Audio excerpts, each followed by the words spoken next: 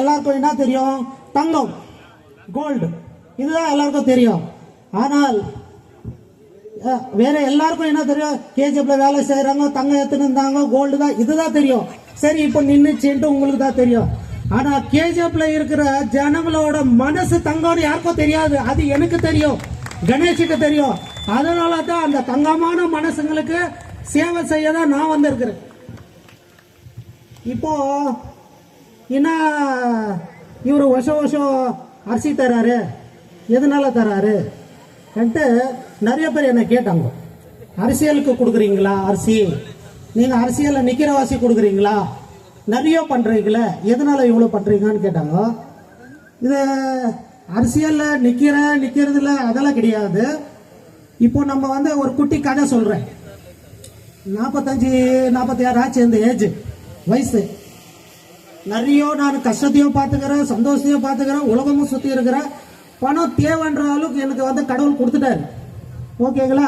நான் பணத்தை சம்பாரிச்சு என் பசங்களுக்கு அப்புறமா முன்ன வர காலங்களுக்கே வச்சுன்னு போறது எதுக்குன்னு எனக்கு பிடிக்கல. நான் சம்பாதிக்கிறதுல பாதி என்னோட 18th வார்டு ஜனங்களுக்கோசரம் பண்ணணும்ட்டு நான் டிசைட் பண்ணி இருக்கிறேன்.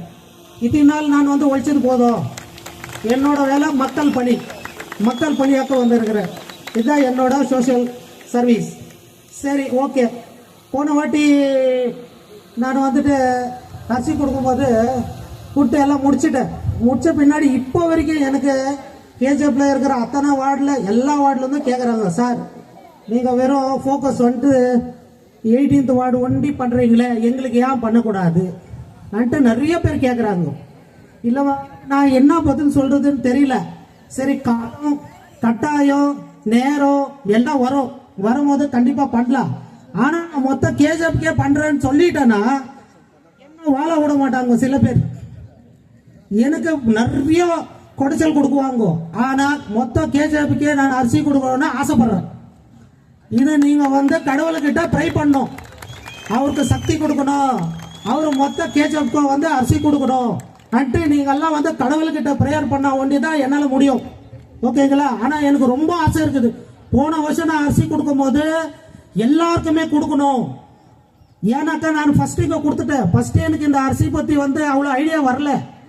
சரி, வேற ஏதோ பண்ணணும்னு தான் என்னோட ஐடியால இருந்தது, மைண்ட்ல இருந்தது. திடீர்னு இந்த டிசிஎல் அவங்க அந்த நான் பர்மனெண்ட் அவங்களுக்கு அந்த ஸ்ட்ரைக் வந்துச்சு இல்லைங்களா? அந்த ஸ்ட்ரைக் வரும்போது அவங்களுக்கு அங்க போய் எதுனா பண்ணலாம். நான் எது பண்ணாலும் அது வந்து அவ்வளவு பெரிய விஷயமா இருக்காது. அவங்களுக்கு வந்து பர்மனெண்ட் ஆகணும், அதுதான் விஷயம். அது வந்து அந்த கடவுள் தான் பண்ணணும்.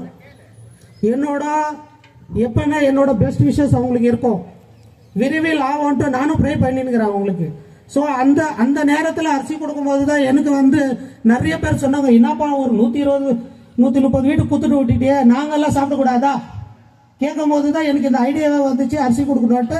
போன வருஷம் நம்ம கொடுத்தோம். இந்த போன வருஷம் கொடுத்ததுக்கு அப்புறமா எனக்கு ஏகப்பட்ட ஃபோன் கால்ஸ், இதெல்லாம் நம்ம வந்து வெளிப்படையா சொல்லி இருக்க முடியாது இப்போ இந்த சின்ன ப்ரோக்ராம்ல. ஆனா கண்டிப்பா என்னோட மனசுல ஆசை இருக்குது.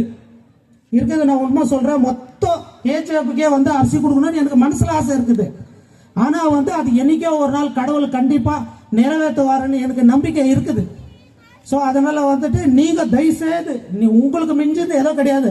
நான் நம்புறது வந்து கடவுளை உங்களை வண்டிதான். நீங்க கடவுள்கிட்ட ப்ரே பண்ணுங்க, விரைவில் நடக்கும், கொடுத்துடலாம்.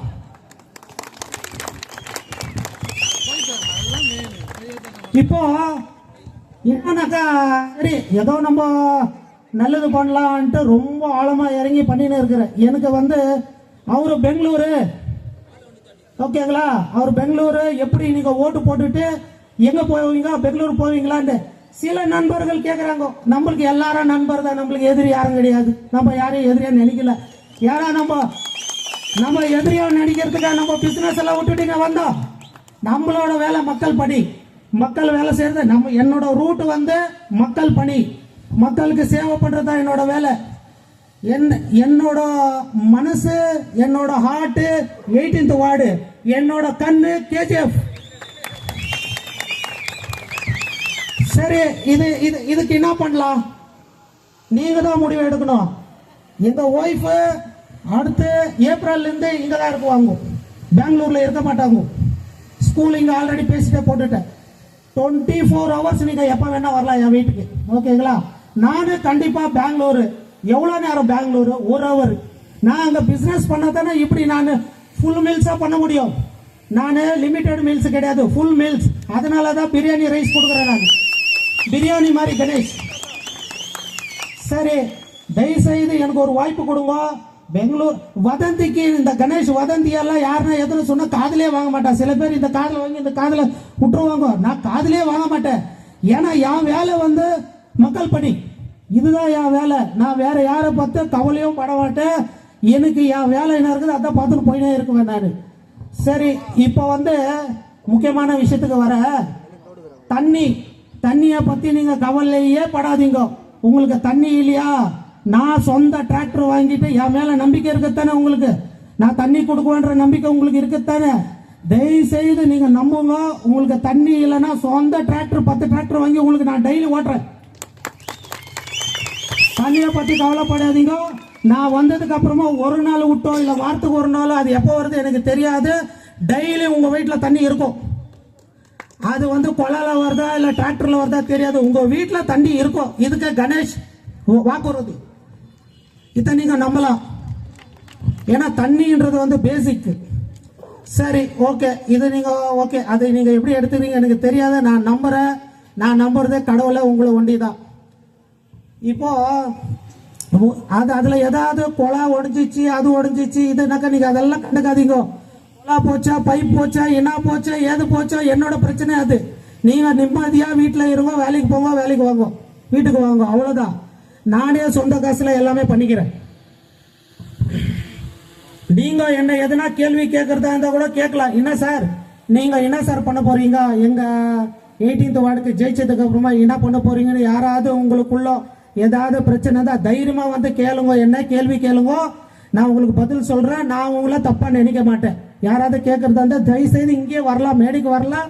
மேடைக்கு வர்றது உங்களுக்கு ஏதாவது பிரச்சனையா இருந்தா சொல்லுங்க, நான் கைக்க வேணா அங்கேயே எடுத்துன்னு வந்து கொடுக்குறேன். நீங்க என்ன வந்து கேள்வி கேட்கலாம்.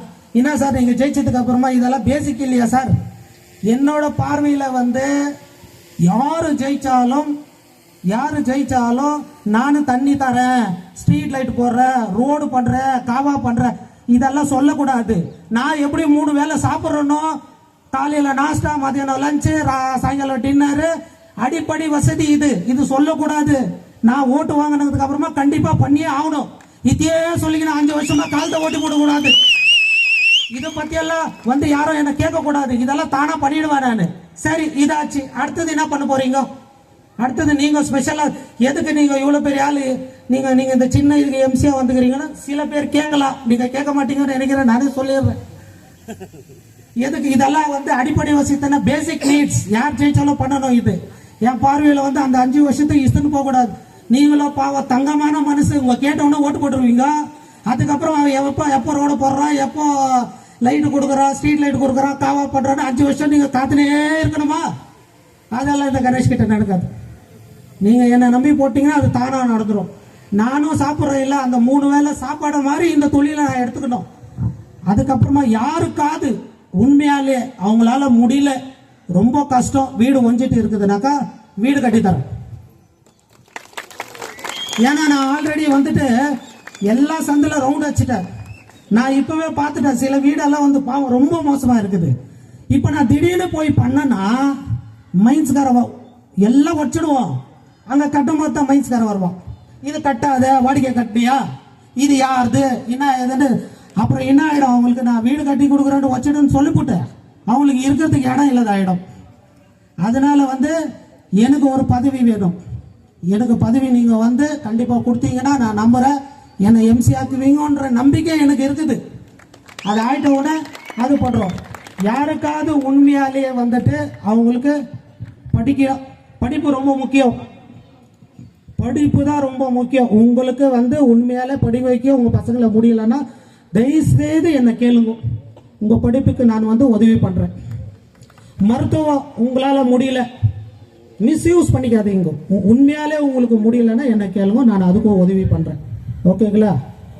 அதுக்கப்புறமா வந்து இப்போ சில பேருக்கு வந்து இப்போ என்ன ஆயிடுச்சு, இறுதி கட்டியத்துக்கு வந்துட்டோம். நம்ம எல்லாருக்கும் வந்து இந்த 18th வார்டு விட்டு வேற பக்கம் என்ன சொல்றாங்கன்னா, முக்கியமான விஷயம், நீங்க இல்லை நீங்க வந்து முனிசிபாலிட்டி பிரசிடென்ட் ஆகுறீங்க, அதனால தான் இவ்வளோ அன்லிமிட்டடாக பண்ணிக்கிறீங்க, அந்த மாதிரி செலவு பண்ணிக்கிறீங்கன்ட்டு நம்ம மேலே அப்போ பிரச்சாரம் பண்ணுறாங்க. அதெல்லாம் கிடையாது.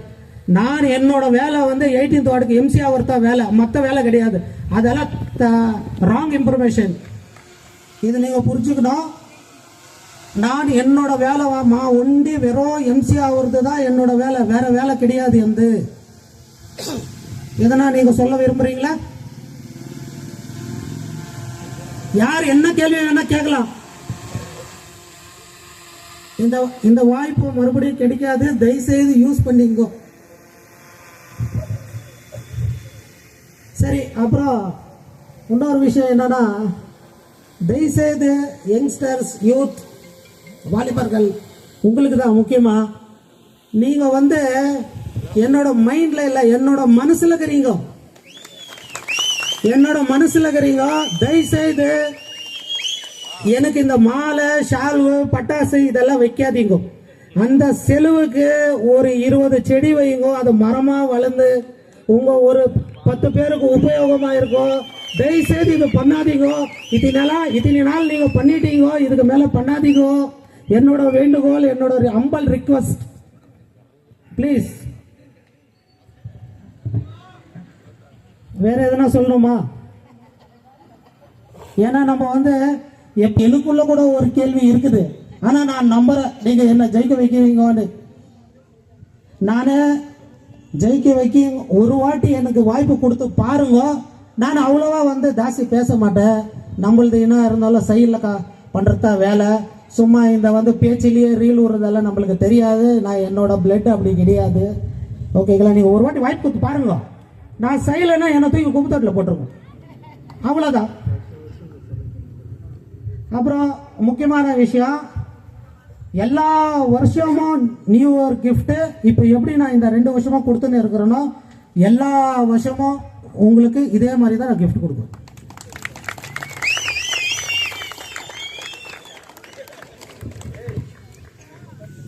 அப்புறம் இன்னொரு வாட்டி கேட்குறேன், தயவுசெய்து ப்ரை பண்ணுங்க, நான் எல்லாருக்கும் கொடுக்கணும்ன்ட்டு. இது என்னோட ஹம்பிள் ரிக்வெஸ்ட். நன்றி, வணக்கம், வெற்றி நமதே.